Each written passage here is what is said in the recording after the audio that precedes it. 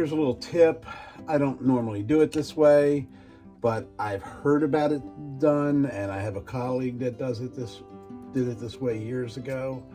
I'm going to take the plate off here, and then I'm going to take the wheels in their orientation and put them in this foam. One side to one side. Okay.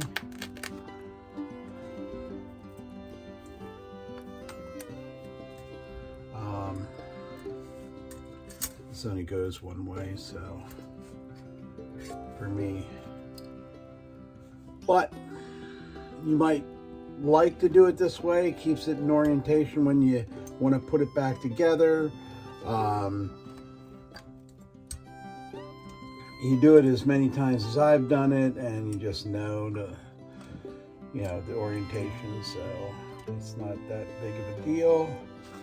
But it will help some, especially in the beginners.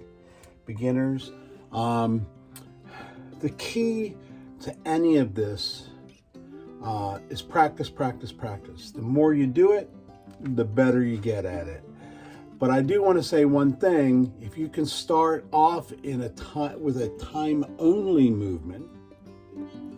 For example, this is a New Haven time-only movement, and once you put the clamp on the spring, see